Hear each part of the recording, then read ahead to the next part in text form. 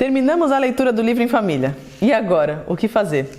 Queria compartilhar um pouco como é que a gente faz a última etapa daquelas dicas de leitura que eu compartilhei com vocês. Se você ainda não assistiu o vídeo, entra lá no nosso canal ou no nosso perfil no Instagram e assiste o vídeo sobre os hábitos de leitura familiar. A última etapa é a capacidade de compartilhar isso com outras pessoas que seu filho precisa desenvolver. Quando a gente compartilha uma história que a gente aprendeu, a gente desenvolve várias habilidades na nossa vida. Eu queria falar de 3 habilidades que você pode desenvolver na vida do seu filho desde muito cedo.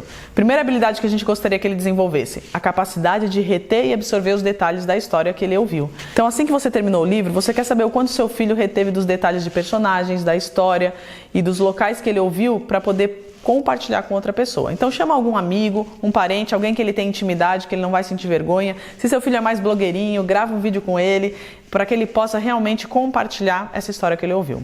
Segunda habilidade que a gente quer desenvolver nele é a capacidade de sintetização. Quando você lê um conteúdo, quando você vê um filme ou escuta uma notícia, você tem que ter a capacidade de resumir isso que você ouviu e compartilhar em poucos minutos com alguma pessoa, em poucas frases. Então, quando ele começa a contar para alguém sobre a história que ele acabou de ler, ele vai ter que resumir de uma forma bem especial para você poder medir e mensurar o quanto ele tem essa capacidade de sintetização já desenvolvida na vida dele. E a terceira habilidade que a gente gostaria que ele desenvolvesse, e isso vai ser muito útil para a vida toda dele, é a capacidade de discurso. Para você discursar, contar uma história, você precisa ter um raciocínio lógico, linear, você precisa ter na sua mente organizada uma estrutura de diálogo e também você vai precisar ter alguns métodos e algumas habilidades para captar a atenção daquele teu público, como você vai fazer isso, como você vai se empolgar, como você vai usar as mãos. Então isso é muito importante que ele pode desenvolver já desde cedo, compartilhando histórias. Mesmo sem perceber, ele está treinando essas capacidades. Então vocês vão ver aí de forma prática como é que os nossos filhos fizeram e como eles estão aprendendo a sintetizar esses assuntos a partir desse livro que a gente leu agora, A Teia de Charlotte. Oi pessoal, eu queria falar sobre o livro da Charlotte. O livro, mais ou menos, eu vou contar do começo até o fim, mas vai ser curtinho. Então era assim, era um porco que era um porco da primavera. Ele nasceu na primavera. Uma menina, a menina não queria que o pai matasse o porco, que ele era desse tamanho quando ele nasceu. Aí ela pegou e cuidou. Aí quando ela foi para a escola, ela descobriu um nome pro porco, chamava Wilbur. Então a mãe, ele cresceu, ficou desse tamanho e foi para a fazenda. Aí ele fez uma amiga o ganso, a vaca, o Templeton, o cavalo e a Charlotte. A Charlotte era uma aranha que ele conheceu, né? A Charlotte ficou amiga dele. Quando de noite ela falou com ele. Depois o Wilbur falou com a Charlotte. Falou assim, quem falou comigo ontem à noite? Daí uma avó saiu lá de cima, que era uma aranha. Daí ela falou, sou eu, venha mais pertinho. Daí ela desceu. Aí no próximo dia, ele acordou e procurou quem falou com ele ontem à noite. E ela respondeu, sou eu. Então desceu, era a aranha. A aranha era desse tamanho, cinzenta. Então, eles se tornaram muito amigos. E a Charlotte ensinou até ele fazer uma teia de aranha, prendendo o rabinho dele, né? E ele fez uma teia de aranha, só que se enrolou todo nos fios. Aí, a Charlotte escreveu radiante, incrível, e o resto eu não lembro. Mas ela escreveu essas palavras na teia dela e ele conseguiu ir para a feira. Eles foram para a feira e essa feira ela tinha roda gigante, né?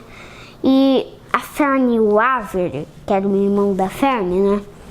Pediram 10 bilhetes, a mãe deu e eles puderam ir no carrossel, na roda gigante, no trenzinho e foram. E o Wilbur ficou no estábulo dele, do lado do estábulo dele tinha um porco que a Charlotte foi conversar com esse porco, que era um porco da primavera. E o Templeton chegou. O Templeton chegou e a Charlotte falou pro Wilbur que ela ia morrer, ela já estava velha demais. Então, foi assim. O Templeton pegou o saquinho de ovos para dar pro Wilbur.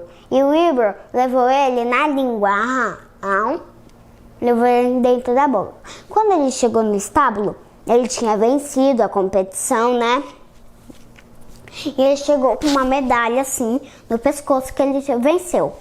E ele soltou o ovinho da Charlotte no cantinho, né, do estábulo dele, que era assim, né, um quadrado, depois no cantinho. Aí na próxima primavera, aí passou o inverno, o outono, todas as estações aí na próxima primavera nasceu os 514 ovinhos. 514 ovinhos. Nasceu.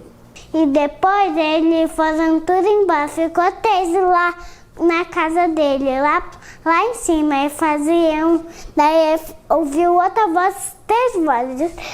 A Alegria e as outras 2 eu não lembro. Porque eu não lembro, mas eu só lembro da Alegria, que era a primeira aranha. Eram 3.